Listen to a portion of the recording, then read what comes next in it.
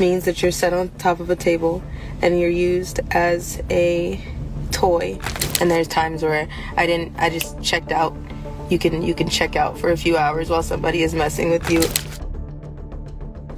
Right now, Sean Diddy Combs' legal team is making its case that he should get out of jail. She said, "We were followed the night that Diddy was arrested. I left a place that I was in, minding my own business." In recent months, Ali Carter's shocking testimony has rocked the internet, shedding light on the grim realities of human trafficking and systemic abuse. Her brave revelations are not just a personal account, but a stand against powerful figures who think they can get away with everything. Carter's story, filled with distressing details of underground networks and powerful abusers, marks another significant witness testimony against Diddy. Ali Carter's ordeal began with abduction and entrapment in a vast underground network. She describes an elaborate system of hidden cities and alternative transportation systems, where high-profile individuals, including Sean Diddy Combs, allegedly engage in sinister activities such as human trafficking. These areas, equipped with separate air supplies and intricate tunnels, serve as the dark underbelly of a world most people are unaware of. My name is Allison Carter. Child Protective Services was involved in my trafficking. I never thought that we would see the day where Diddy would get arrested. They're ducking and hiding because everybody knows that there was children there. People built these tunnels. There's a lot of elite celebrities. They go down there for parties underneath the Getty. Denzel Washington, Beyonce Knowles, Ellen DeGeneres. Do you want me to keep going? I don't want anybody's money. Zell always told me we'd be at the parties. He said, "You leave 30 minutes for the devil get there." I'm telling you right now that something is really wrong. Really wrong. The world will find out soon. Ali Carter has been speaking out about Diddy, Denzel Washington, and major celebrities, detailing these sick parties and scary tunnels that lead to underground cities. It looks like Ali Carter could be one step in the right direction when it comes to taking down Hollywood and those evil forces. So let's get into it. In a recent live stream, Carter detailed her experiences, emphasizing the persistent demand for irrefutable evidence, such as videos or photos. She criticized this demand, likening it to asking for child exploitation material, which is both illegal and morally reprehensible. If you're new to my page and you're coming in here like, I was waiting for a video, I was waiting for evidence, I was waiting for pictures or videos, you're sick.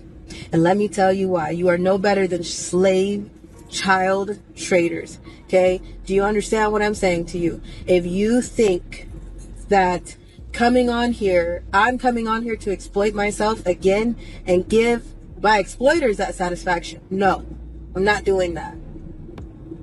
So if somebody has my videos, go ahead and release them. But I'm not going to be the one to release my naked, brutalized body. And if you're coming here thinking that that's what you're about to watch and then pissy and commenting, talking about, well, I was here for evidence and I was here for pictures and videos, then you are nasty to say that you want to sit and watch something so you can get it in your head what's happening if you can't hear me speak. If it can't connect from here to right here, there's no point to have a conversation with you.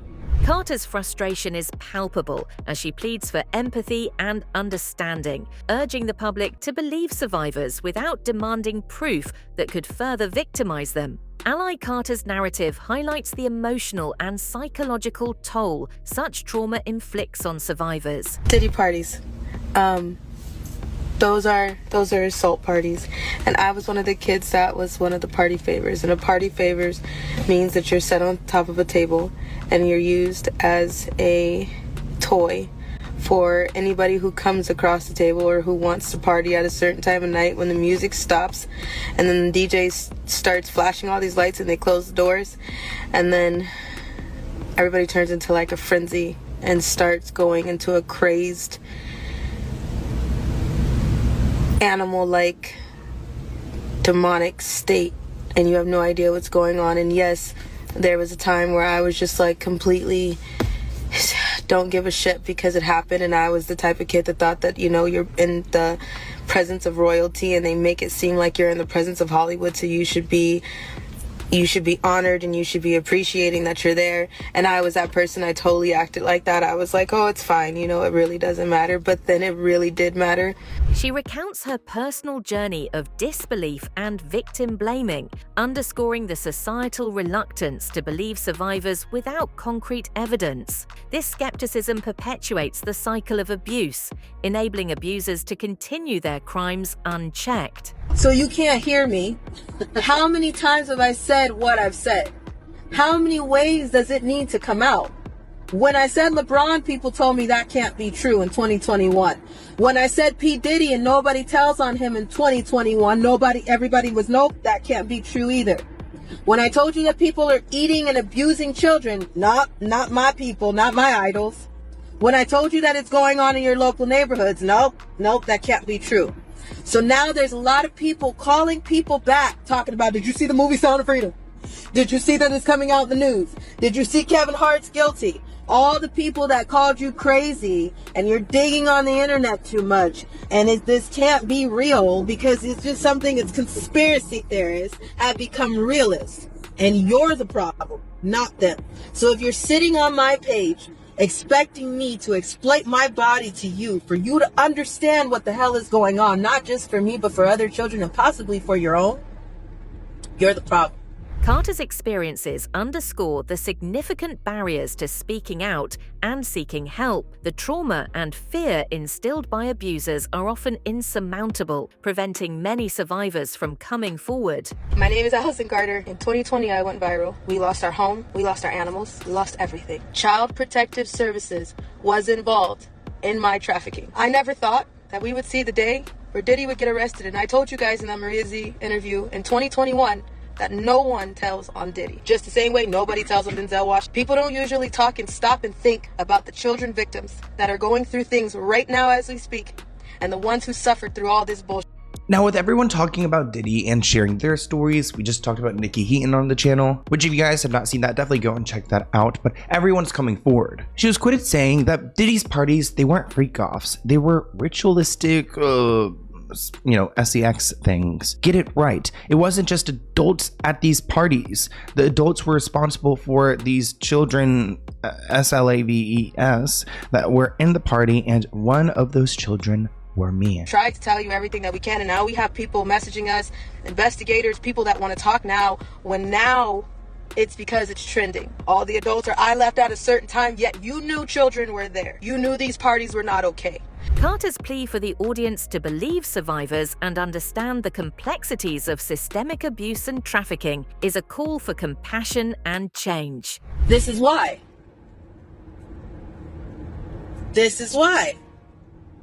Sue CPS, already tried that. Sue CPS, already tried that. 8 months of a case. They did, and guess who? When it got to certain hands, they threw it out.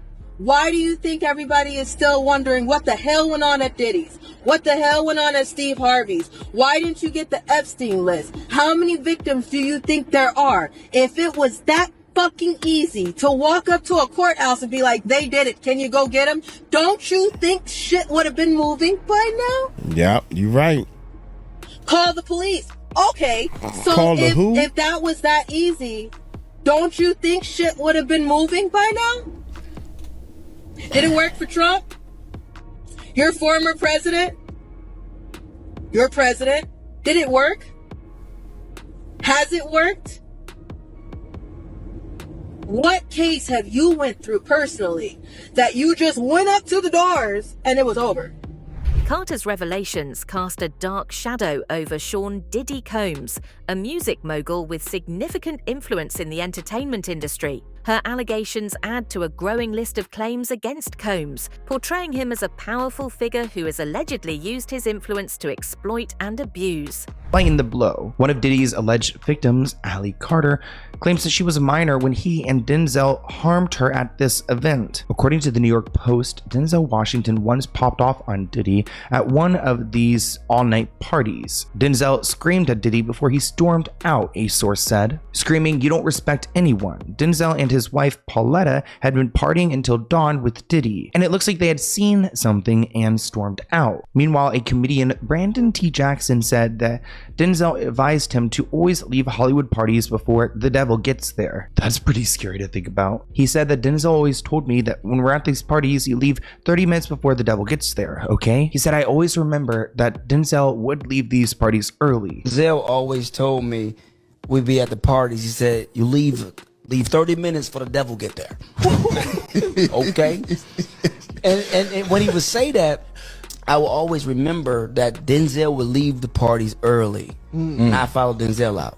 Combs' reputation has been marred by numerous accusations over the years, but Carter's detailed and disturbing account has reignited calls for a thorough investigation and accountability. The sheer gravity of her claims has prompted a closer examination of Combs' actions and the environments he has fostered within his circles. You will.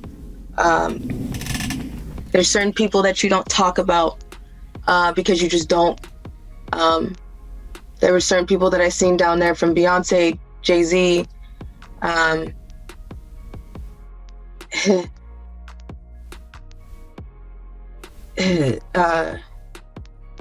You don't tell on P. Diddy, but P. Diddy. So you said you don't tell on these people. Is that like a code that all victims adhere to? They don't talk about this stuff? Yes, you don't, because nobody's gonna believe you. You're nothing to them. You don't count. You're just a toy. You're not essential, as they call them. You're expendable. And as a child in that situation, I wasn't the type of person that was fighting all the time, because I started to learn who I was. I started to learn my pimp. I started to learn what I was in. I started to learn that you don't fight. You watch what you say, you watch what you do.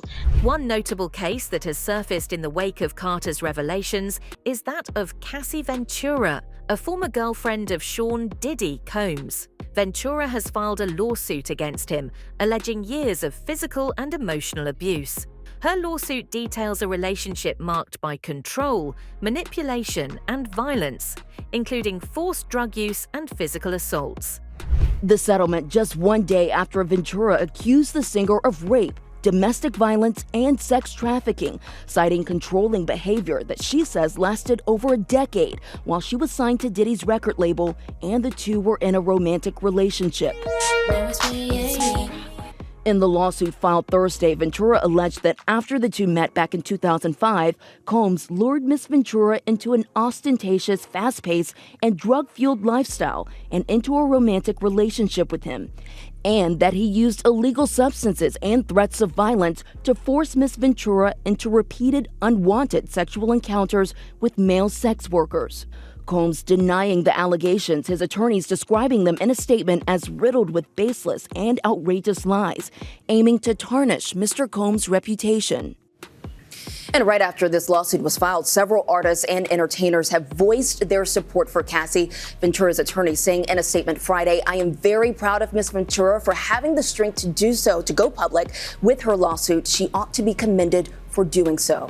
Ventura's courage to file the lawsuit has inspired other victims to speak out, highlighting the pervasive nature of abuse in the entertainment industry. Her case underscores the difficulties survivors face when taking legal action against powerful figures and the importance of supporting those who come forward. The LA County District Attorney says the hotel video from 2016 won't lead to new charges because the statute of limitations expired.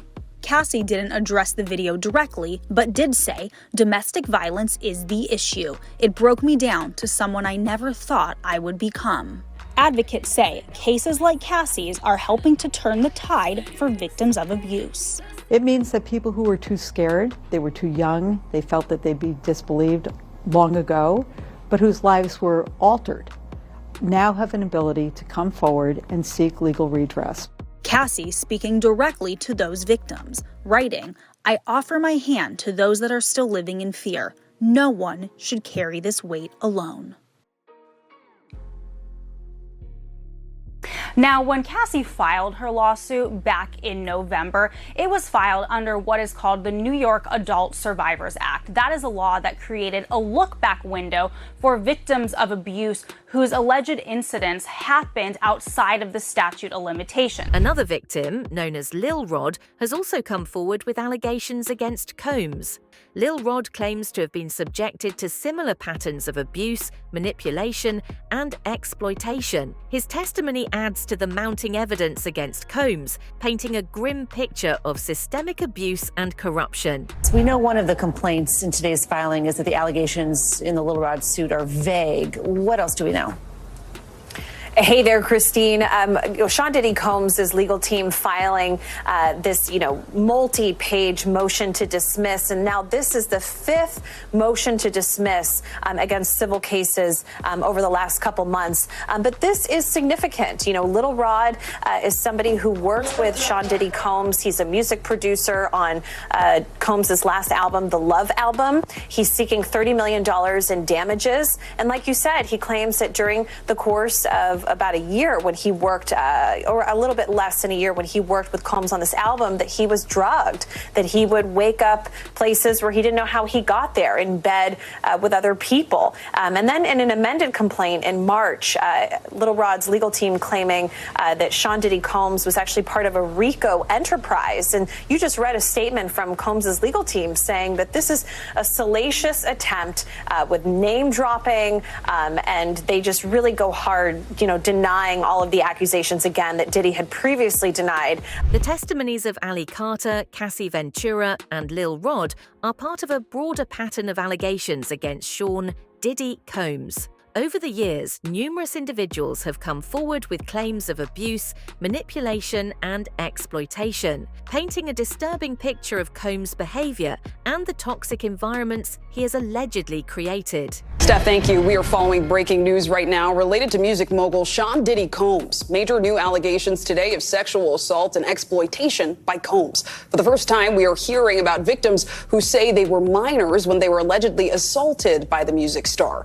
The youngest allegedly just 9 years old. The allegations were revealed today by attorneys representing more than 100 alleged victims who are preparing to sue. So let's bring in NBC News entertainment correspondent Chloe Malas right now. So Chloe, we know there is currently a press conference underway. We do have a live picture of that. Can you just walk us through these new allegations and tell us if we've heard from Combs yet? So the individual that you see on the screen right now, that is an attorney based out of Houston, Texas, and his name is Tony Busby. He's been a part of some very well-known litigation over the years involving a BP oil spill, even involving the Astroworld Music Festival crisis where some individuals were killed during a stampede. So he has made headlines before, but this is pretty shocking. So he is claiming right now at this press conference that he has had over 3,000 individuals reach out to his law firm in Houston, Texas, that he and his team have been vetting these claims, that now they are representing over 120 accusers, and that over the next 30 days. In a significant development, Sean Diddy Combs was recently arrested following these mounting allegations. This arrest marks a potential turning point in the fight for justice for his victims. Let's turn now to our other top story. Rapper and music mogul Sean Diddy Combs is in federal custody this morning after he was arrested at a New York hotel last night. Authorities say his charges will be revealed later today when the indictment's unsealed. The arrest comes 6 months after Diddy's homes in Los Angeles and Miami were raided by federal agents. You might remember that, part of an investigation into allegations including sex trafficking. Combs has also been recently hit by a string of civil lawsuits accusing him of sexual assault and illegal distribution of guns and drugs. He denies all the allegations. NBC News correspondent Julia Ainsley joins us now to talk more on this. Julia, good morning. So first, just walk us through how the arrest unfolded last night, what we know this morning about what happened. What we know, according to his lawyers, Diddy voluntarily returned back to New York because they were expecting a grand jury to issue this indictment that would lead to his arrest. He was at the Park Hyatt Hotel in New York City where he was arrested around 8:30 p.m. last night. Now, he was arrested by Homeland Security Investigations. They're the investigative arm under ICE. Also another reason why I'm talking about Diddy, because I cover Homeland Security, in case you were wondering how I got into this. Homeland Security has been looking into Diddy basically for the last 6 months. The arrest has been met with a mix of relief and skepticism. For many survivors and advocates, it represents a long overdue step towards justice. However, the path ahead remains challenging, as the legal battle is likely to be complex and fraught with obstacles. It's about whether or not his communications are a form of obstruction. It's about whether or not him even initiating a social media campaign would be to improperly influence a jury. This all goes to the issue, is he a danger on the outside? Is he flouting the rules inside? He cannot be released outside. What are you taking away from this back and forth I went through? Well, the fact that they're debating it is healthy for him. It sounds like our judge here is trying to give a real fair analysis to all this. And this is a collision between First Amendment rights, as far as I'm concerned, and some of the requirements under bail, if there should be bail given. You're not supposed to have contact with witnesses. You're certainly not supposed to intimidate witnesses, but you're also able to defend yourself and marshal a defense and speak your mind as a defendant. And judges always have a very difficult time trying to balance those two constitutional issues. And I think this judge is struggling with it, because this is a man who's on trial for his life.